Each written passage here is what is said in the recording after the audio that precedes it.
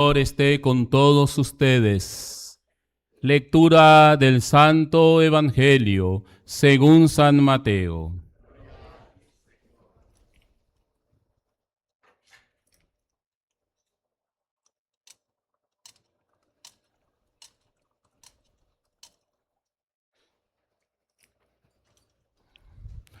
Después de que la gente se hubo saciado, Jesús apremió a sus discípulos a que subieran a la barca y se le adelantaran a la otra orilla, mientras él despedía a la gente. Y después de despedir a la gente, subió al monte a solas para orar. Llegada la noche estaba allí solo. Mientras tanto, la barca iba ya muy lejos de tierra y era sacudida por las olas, porque el viento le era contrario. A la cuarta vela de la noche se les acercó Jesús andando sobre el mar. Los discípulos, viéndole andar sobre el agua, se asustaron y gritaron llenos de miedo, diciendo que era un fantasma.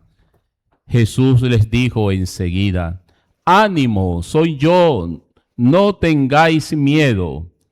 Pedro le contestó: «Señor, si en verdad eres tú, mándame ir a ti sobre el agua».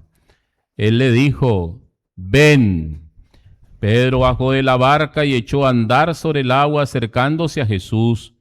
Pero al sentir la fuerza del viento, le entró miedo. Empezó a hundirse y gritó: «Señor, sálvame». Enseguida Jesús extendió la mano, lo agarró y le dijo: «Hombre de poca fe, ¿por qué has dudado?».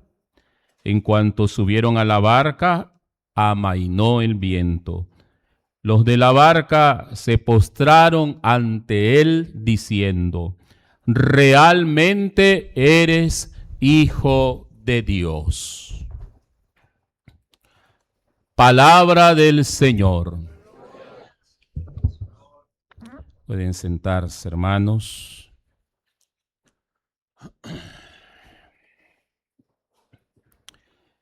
Damos continuidad al Evangelio del domingo pasado, donde el Señor hizo la bendición de aquellos 5 peces y 2 panes y dio de comer a más de 5,000 personas. Antes de que sucediera esto, recordemos que el Señor había trazado un plan de irse con los discípulos a un lugar solitario y apartado. De hecho, yo creo que la multiplicación de los panes fue un improviso, porque el Señor no se lo esperaba. De hecho, cuando el Señor estaba llegando a la otro día, casi como una emboscada le salió ese montón de gente, y ni modo, el Señor: «Aquí tengo que hacer algo por esta gente». Sintió compasión, curó enfermos y multiplicó los panes, les dio de comer. Pero ese no era el plan del Señor. El plan del Señor era ir a la otra orilla del lago, desembarcarse y estar en un lugar solitario. Y creo yo, sin temor a equivocarme, que lo que pasa hoy era exactamente lo que el Señor estaba planeando. Quería que en el agua los discípulos tuvieran esa gran dificultad, ese atentado de morir en el agua por la furia y la fuerza del viento y las olas del mar. Yo creo que eso sí el Señor como que lo había planeado, como que lo había contemplado. Porque lo que quería el Señor, hermanos, a través de este suceso, era hacerles pasar por una prueba, para que como fruto de esa prueba, en los discípulos brotara esa fe, una fe firme, una fe que brota de la experiencia de la salvación del Señor en medio de las dificultades, en medio de la tormenta, en medio de las pruebas. Creo que eso era la intención del Señor. Y entonces, cuando sucede esto, los discípulos al final dicen: realmente tú eres el Hijo de Dios. Hay una fe, hay una profesión de fe al final. Pero miremos algunos puntos importantes. Primero, el hecho que el Señor camina sobre las aguas. El Señor estaba en la noche sumergido en otra agua, en el agua de la oración. Estaba inmerso en su oración con su Padre Celestial. Este detalle no es mínimo. Este detalle no es pequeño, es grande. Porque con esto nos está diciendo el Señor que lo que iba a hacer a continuación era bajo la acción y el impulso de la oración. Un Jesús que en oración, en la noche, está alimentándose de la gracia de su Padre, del amor de su Padre, de la fuerza de su Padre Celestial. Y que sabe que tiene que ir después a buscar la salvación de sus discípulos. Caminar sobre las aguas no solamente es un hecho prodigioso y extraordinario, sino que también representa al Jesús que camina, es decir, que está sobre las aguas de la muerte. Las aguas en ese momento en el Evangelio representan toda aquella amenaza de muerte, representa el mundo oscuro, representa la maldad, representa el riesgo, el peligro de perder no solo la vida física, sino la vida eterna. Y entonces el Señor aquí está haciendo como un adelanto a la resurrección, porque la resurrección, ¿qué cosa es? Es el triunfo sobre el pecado y la muerte. Es el Cristo que venía a caminar sobre la muerte y el pecado, vencedor de la muerte y este pecado. Está sobre la muerte. Y es lo que sucede en este prodigio de su caminar sobre las aguas. El otro momento grande es el suceso con San Pedro. Un San Pedro que era aventado. Este San Pedro sí que era aventado. Y miren cómo reta al Señor. Hombre, si en verdad eres tú, no eres el fantasma que nosotros creemos que es. Si en verdad eres tú, Señor, mándame ir a caminar hacia ti sobre las aguas. Es un reto que le hace San Pedro al Señor. El Señor le toma el reto, le dice: ven, aquí te espero. Y comienza a caminar Pedro, confiando en la palabra del Señor. Pero se fijó más en la fuerza del viento que en el poder del Señor. Dejó de mirar al Señor, dejó de conectarse con el Señor, que lo estaba esperando, lo miraba a distancia y él iba avanzando viendo al Señor, pero de repente esa mirada se dirige a otro lado. ¿Hacia dónde? A la ola que viene enorme, al viento que no se calma, y entonces pierde el contacto con el Señor y comienza a hundirse. Aquí tenemos una gran lección, hermanos. Cuando nosotros perdemos el contacto, la comunicación con nuestro Señor, ¿qué nos pasa? Nos hundimos en nuestros problemas, nos hundimos en nuestras dificultades, en nuestra enfermedad, en nuestro dolor, en nuestro sufrimiento. Pero eso no sucede cuando perdemos esa fuerza que nos viene del Señor. ¿Y qué significa perder el contacto, la fuerza, la comunión con el Señor? Cuando perdemos la oración, por ejemplo. Cuando perdemos la Eucaristía, la fuerza de la Eucaristía. Cuando perdemos la fuerza de la comunidad a la cual yo pertenezco y me separo, me aíslo, me alejo. Hermoso el mensaje, ¿verdad? De Santo Domingo. ¿Cómo es el mensaje de Santo Domingo de este año? A ver, mis muchachos. Somos comunidad. Bien, pasaron la prueba. Somos comunidad. Es la fuerza de la comunidad. Si te apartas del Señor, si te apartas de la comunidad y te aíslas, te lleva a la que te trajo. Te hundes. No podemos solos. Necesitamos al Señor. Necesitamos al Señor que está presente en una comunidad, que ora por ti, que te ayuda, que te auxilia. Comunidad que te levanta la mano y en ella está la mano del Señor y te dice, tómate de mí, sujétate. No es lo mismo estar solo que estar con 50, que estar con 40, que estar con 20, con 30, con una iglesia. Y cuando usted tiene un problema, llega a la comunidad y le dice, hermanos, oren por mí, que tengo cáncer, oren por mí, que tengo problemas en mi matrimonio, oren por mí, que tengo problemas de alcohol, de droga, oren por mí. No es lo mismo que tú te pongas a orar solo, a que todos esos hermanos te acuerpen con su oración. Ahí está la mano del Señor. San Pablo en la segunda lectura dice, a mí me duele en mi corazón, dice, ver que mis hermanos de raza, mis hermanos judíos, no quieren abrirse a la salvación de nuestro Señor Jesucristo. Me duele. Y se lamenta en la segunda lectura hasta el punto de decir, quiero ser un proscrito. Es decir, quiero ser alguien que incluso renuncie a mi fe con tal de que estos alcancen la fe en el Señor. Le dolía la salvación o la condenación de su prójimo, de los hermanos, de los demás. Así también a nosotros nos debe doler cuando uno de los nuestros se separa, se aparta de la comunidad, se aleja de la oración, se aleja de la Eucaristía, se aleja de la intercesión de los santos. Nos debe doler muchísimo y debemos de orar por ese hermano. Entonces, todo eso es apartar la mirada del Señor.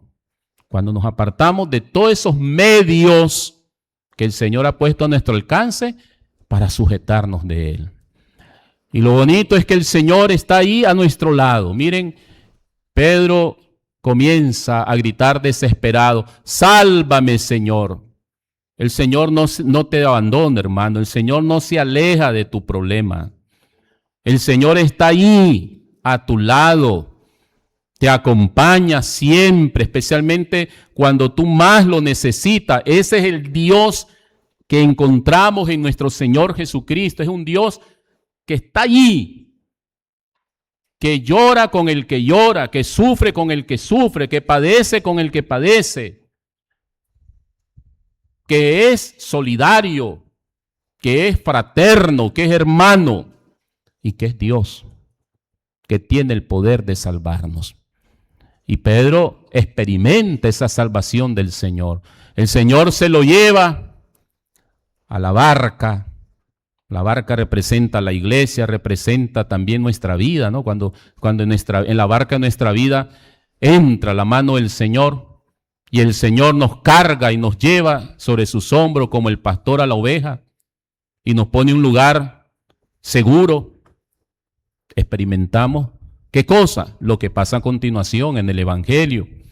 La calma y la paz. Viene la calma, porque no hay tormenta que supere la fuerza del Señor. No hay prueba que no se pueda superar con la gracia y la presencia salvadora de nuestro Señor.